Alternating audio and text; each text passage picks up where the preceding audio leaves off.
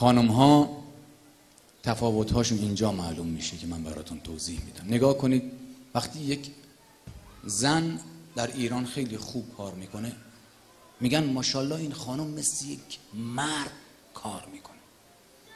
اون وقتی یک مرد خیلی خوب کار میکنه میگن ماشاءالله مثل یک خر کار میکنه. درسته؟ یعنی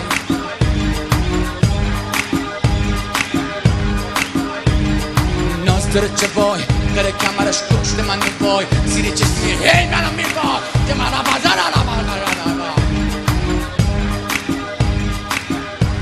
که نیای اینجا هی مردم رو تحریک نکنی که من دارم بهت میگم جمع کن خودتو. بله نمیذاره این برنامه اجرا کن. جون خود اگر گذاشت این برنامه اجرا کنی ما میشه. بیا من پولتو میدم برو خونتون.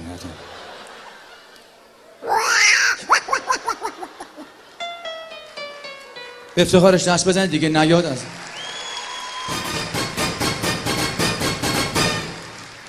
به خدمتت میرسم. حالا اشاره کردن که وقت بنده تمام هست.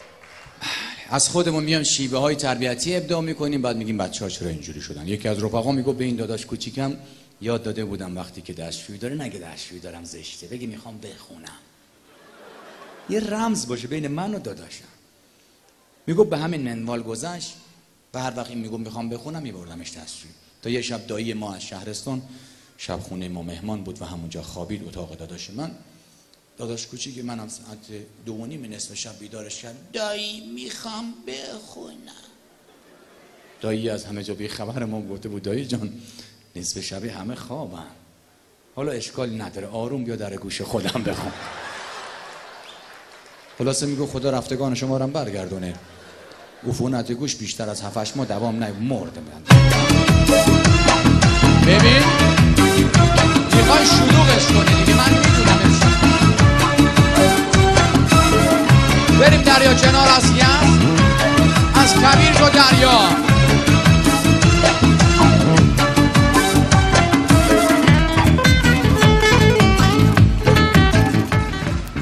بله بچه ها فرشته های روی زمینن. به بچه ها باید زیاد توجه کنیم. صرف وقت برای بچه ها خیلی ارزشمندتر از صرف پول برای اونهاست. اونایی که فکر میکنن باید هی هزینه های هنگفت برای بچه بکنن که این بچه یه روزی بزرگ بشه و بخواد گلی به سر پدر مادرش بزنه، اینطور نیست. وقت من آروم آروم تو گوشم بگو که میمونی، هر شب روز لحظه یادم میمونی، ذره ذره از عشق من دارم میمیرم. من تو فکرم چجور دستاتو بگیرم، حالا دستم تو دستم نگاهتم تو نگاه. در محض ضرب المثلمون میگم مثلا همچین میان در ایران میگن شیر است اگرچه پیر است. شیر اگه پیرم بشه شیر، انگار شتر اگه پیر بشه خر میشه مثلا. این من نمیدونم. یکی از رفقا به من میگفت که واقعا عجیبه بعضی از این مطبای دکترا میری منشی اون دکتر از خود دکتر خودشو واسه آدم بیشتر میگیره. دیدی؟ مشکلتون چیه آقا؟ یه بار گفتی شنیدم بشین نوبت چه خبرته؟ دکتر اونه. تازه میری تو مطب دکتر انقدر مهربون میگه چای میل داری براتون بیارم. اجازه میدی من یه لحظه نبض شما رو بگیرم؟ لطفا نفس عمیق بکشید شما خیلی. و میگو بعضی از این خانم پرستارا جوری به آدم آمپول میزنن انگار 90% مشکلات زندگیشون مقصر مایی. یکی از رفقا میگو آمپول زده بودم تا خونه اینجوری میرفتم، زده فلجش کردی بدبخت.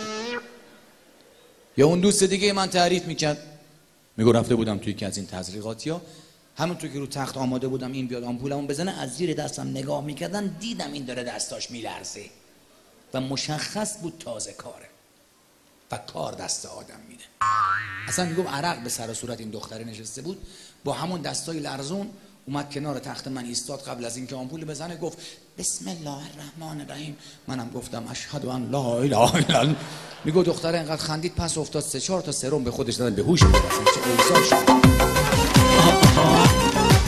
زن و مرد اینجا گلپری همه گلپری. چیز جالبی هم که گفته بودن در خصوص پیروزی بچهای امشب والیبال، میگفتن پیروزی ما در واقع در مقابل ایتالیا پیروزی تنتاک بود علیه آدیداس. اونو آدیداس و اینا تنتاک. دیدی تبلیغاتشو؟ از وقتی از تنتاک استفاده میکنم اخلاق شوهرم خیلی بهتر شد.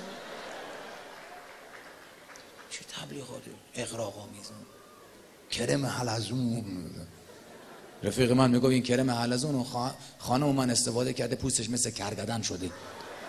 تاثیر معکوس داره گاهی فقط اعتماد میکن تبلیغات الکی. خب عزیزان